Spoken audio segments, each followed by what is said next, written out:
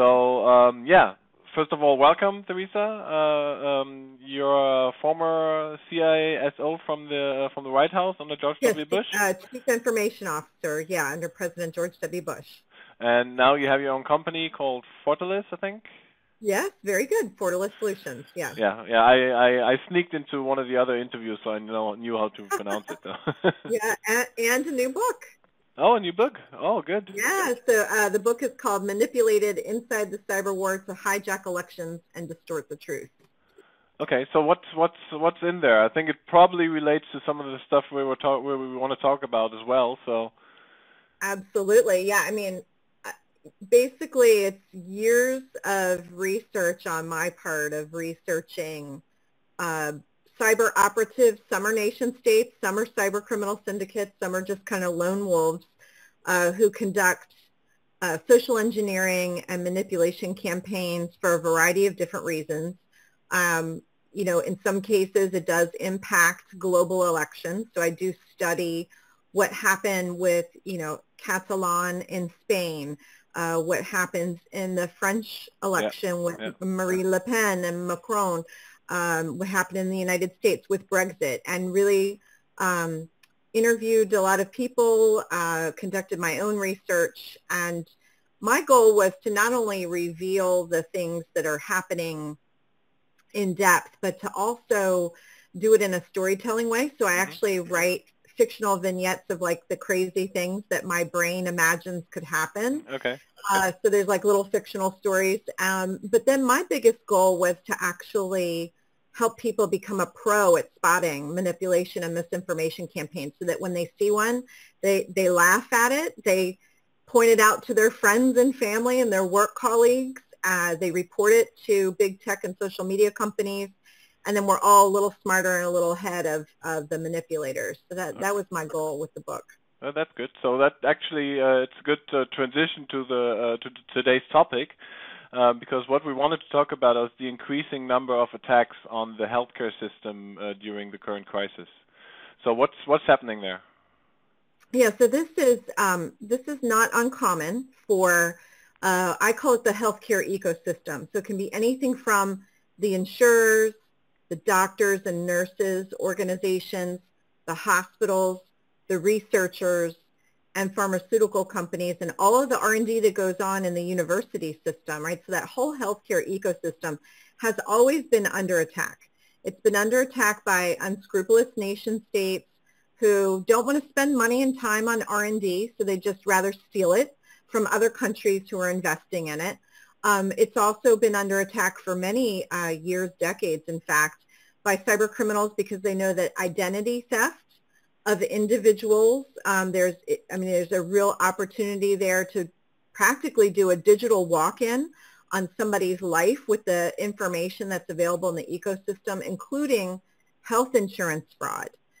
So basically filing claims against somebody's health insurance, getting all types of pharmaceuticals, all types of equipment, and then reselling that on the black market. So that's nothing new. What is newer is the all-out attempt by cyber criminal syndicates and nation states to, in this time where everybody's racing for how to treat somebody who catches COVID-19 and treat them effectively so they don't die and don't have permanent damage, in that race to get to a vaccine so that things can be more sort of how they used to be pre-COVID-19. The all-out attacks are real and incredibly sophisticated. So we still have what I call like the junior varsity, the junior league attacks that go on. Kiddies, right? Exactly. But the nation states have really upped their A game. They're recruiting boots on the ground researchers who may have become citizens or dual citizens of other countries that they know are actually in the mix. They may actually not want to be recruited, but they're being socially engineered. So their email accounts, their login accounts are all a target. They also know that for the first time in history, more people are collaborating and working remotely and are not within the confines of an organization's computers and network security. And so they're taking advantage on like a whole nother playing field of the remote access, so remote desktop protocols, virtual private networks, proxy server access, and all of that just sort of creates this perfect storm to be able to actually intercept the R&D, to intercept communications, and then to basically steal as much information as possible. Also conducting what I call sort of like social espionage. Mm-hmm. So for example, taking the communications perhaps between medical institutions about we're close or we're not close, and then basically using that as part of a dump and dox campaign, or using it as like, kind of a rumor mill campaign for manipulation campaigns. It's incredibly disturbing. And for the healthcare industry, they're defenseless. I mean, they really, despite years of investment in cybersecurity and really talented cybersecurity professionals, really great products and tools, we're all operating under a lot of stress. People were sent to work from home. Some people are working from home round the clock for the first time ever. Yeah, I know. And so they're really sitting ducks in effect to these nation state and cyber operative campaigns. Okay. So there was this memo, I think, from the Department of Homeland Security on those attacks during COVID-19. I think we'll have to distinguish a little bit between the more general attacks during COVID-19, because that's something, I've been, well, not experiencing, but I've been researching myself. There's a lot of increase in, for example, brute force attacks on phishing emails, of course. But then I think that was the first memo from the UK and US Homeland Security, and the second was more on the APT, so the nation states which are going into that. What is the difference between the sort of regular cyber criminals and the nation state attacks, so to speak? Yeah, so typically the cyber criminal syndicates, a lot of times it's about getting information to then package and resell. They may package and resell it to nation states, but their tactics tend to be social engineering, getting people to click on links, getting people to open up attachments, getting people to think they're responding to a security notice, and then they're typing in their credentials, and conducting things for more kind of economic espionage and economic gain. The nation states, they're about everything. So they're about economic gain, political espionage, theft of intellectual property and R&D, and if, oh, by the way, they happen upon something that could be reused for identity theft, they'll take it and repackage it and sell it. But the reason why the APT is so much more dangerous is they are constantly evolving their techniques, and they tend to be a lot more sophisticated in nature. So they tend to fly under the radar.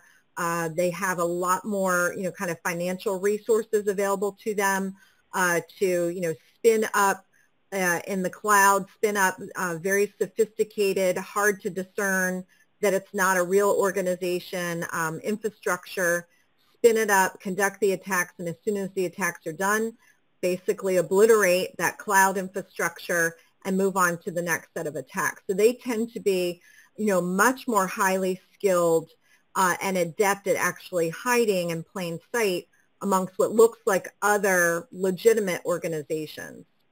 Okay. Also in the not in the memo, but there was a corresponding, I think, NBC News, which was mentioning China as being one of the APTs, one of the nation states, which is very probably, I believe that. But on the other hand, wouldn't it make more sense for other nations to target that? I mean, China, of course, might have their reasons, but on the other end, they also have a large research community, right? So they do have some knowledge of themselves. They're probably also a target of attack. But wouldn't it make more sense for other states or other nations which are not as sophisticated in terms of research to target that and get the information easier than doing their own research? Yeah, I mean, based on what we're seeing, because we have healthcare clients in our portfolio of clients, all of the nation states, and then actually the ones you would be surprised, are all conducting varying levels of campaigns. So for example, even more friendly, like a South Korea, when we do our threat hunting exercise, they're doing surveillance. That doesn't mean they're doing anything illegal or anything unethical. They're just trying to understand kind of what the playing field is, and they're conducting their own surveillance. But as it really, what's really interesting about China is they have an incredibly talented community of medical professionals, pharmaceutical professionals, technology professionals, and they're all wonderful, hardworking, very ethical people. But what China has to gain here as a government is China, if you think about pre-COVID-19, what was China trying to do? They were trying to make sure they had a seat at the global stage. They wanted to be a major player in 5G cellular technology. They wanted to continue to be a major player in big tech, in pharmaceuticals, and have a seat at the table as it relates to being a major trading partner, and having people buy their goods, as well as, them participating in the global supply chain. And there were a lot of arguments underway, especially around 5G. COVID-19 happens, at least for right now, the epicenter for COVID-19 appears to be China.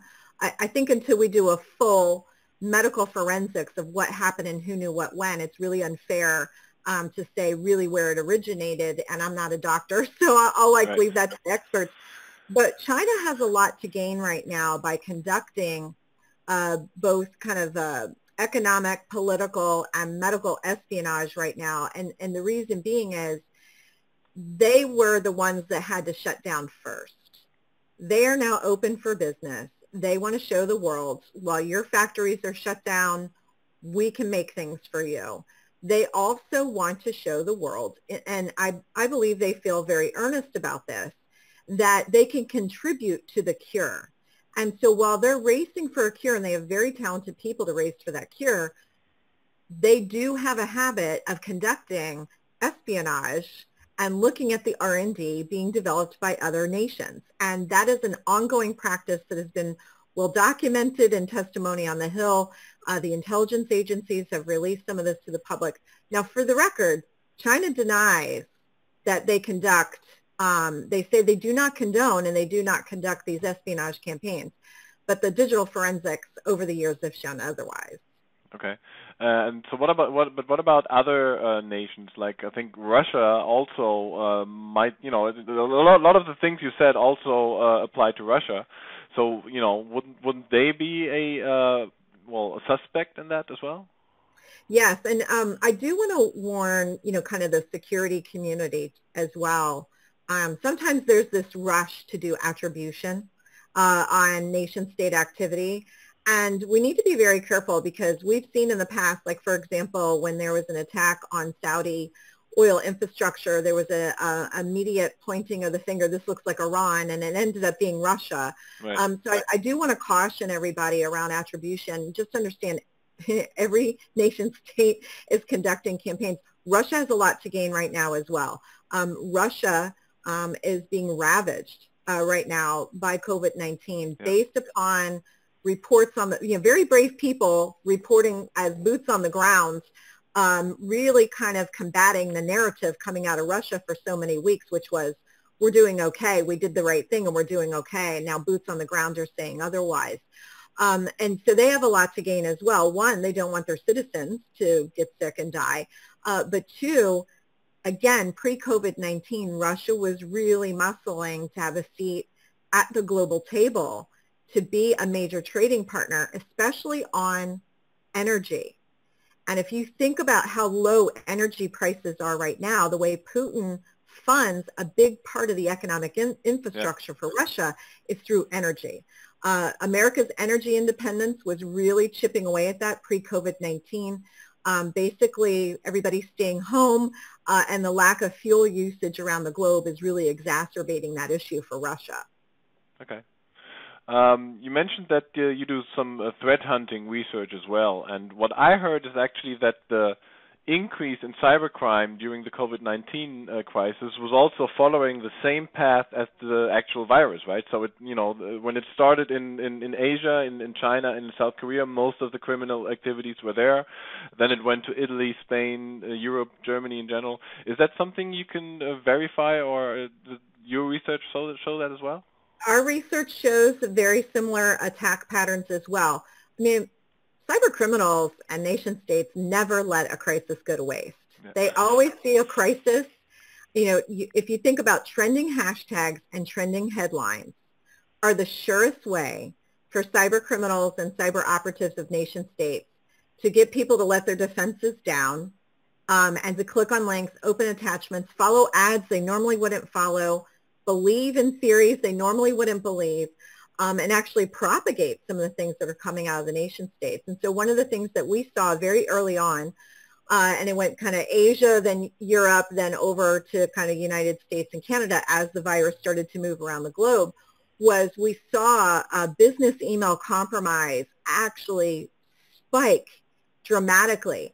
And what we found in doing the forensics for our clients was oftentimes this new attack pattern was they were doing things like sending, here's where you can get masks, hand sanitizer, and gloves for your employees. So it was all about like supplies, invoice fraud, making it look like all the household names of companies you would expect that would create those types of supplies. And if you think about a comptroller at a company, what is a comptroller thinking about?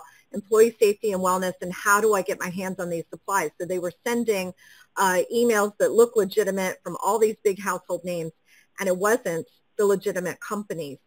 The other thing we were seeing was, just changing bank account numbers, typical business email compromise, but catching people in these very difficult moments. Oftentimes they used to be in the office together.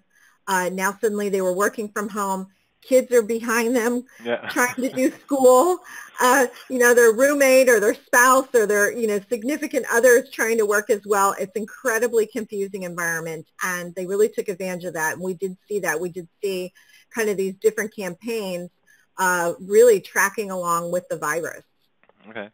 Talking about defenses, because especially the current remote work situation, it's something we did cover extensively in our magazine as well. So what would you say for the average user who is now working from home, what can they do in order to protect themselves?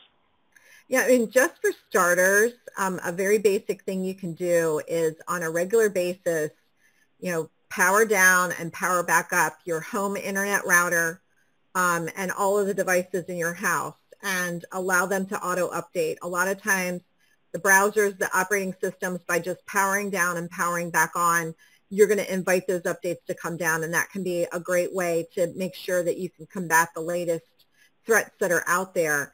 It's hard sometimes for cyber operatives and criminals to maintain persistence on a lot of the different gear if you power it down and power it back on. So that can be a really helpful way to combat that. Obviously, antivirus and anti-malware software doesn't capture everything, can be very helpful. Clicking on links and opening attachments is incredibly dangerous right now. If you don't have to do it, don't do it, even from people you know and trust. If you feel that you must, like it's a critical part of your job, think about using something like virustotal.com that goes against 60 different databases, and if somebody else has reported that link or attachment as bad, it'll show as red. It's really easy to follow. And then lastly, for organizations, think about having a much more aggressive email quarantining policy. I know in my firm, and we recommend this to our clients, we've actually told people if the email says anything around COVID-19, coronavirus, vaccine, masks, gloves, have an actual, like a very aggressive quarantine for that, and have somebody in the mornings deciding which ones are legitimate, or at least presenting it and saying, were you expecting emails on this topic? And if not, just get rid of them. Okay. So those can be some other ways as they slip through your defenses, just doing that manual eyeball check.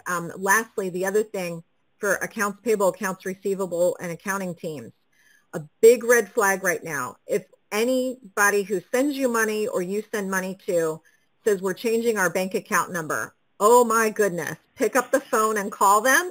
Don't call the number in the digital communication, call the number you have on record and ask them if that's really what they meant to do. Read the numbers over the phone, get that verbal confirmation, because that is one of the things that we're seeing, and we're watching hundreds of thousands of dollars in different international currencies go out the door. And just if you can practice that during COVID right now, it'll really save you a lot of heartache and aggravation. Okay, good. So to close the cycle, any specific tips for the healthcare system, what they can do? Yeah, with the healthcare system, again, emails, these email campaigns are more sophisticated than you've ever seen. They are buying domain names that look eerily similar, so they're doing what's called typo squatting. They are, basically also email spoofing different domains. So you always treat every single email as suspect and just ask yourself, is this really legitimate? If you don't have to respond via email, don't do it. So if you've got legitimate systems that you log into to share information, do it on those systems, not via email. Any place that you can add in two-factor authentication, it's not foolproof, but oftentimes that little extra lock can make the difference between a nation state and cyber operative getting a foothold into your network and taking advantage of you. And then lastly, the other thing to be thinking about is distributed denial of service and ransomware attacks are also a tactic being deployed to distract or to infect, to basically take you offline, where every minute is like incredibly urgent and matters so much right now in this race for the cure. So be thinking about the different strategies you can deploy to make sure that you're not a victim of distributed denial of service or ransomware attacks. Okay, good. Well, thanks, Theresa Payton.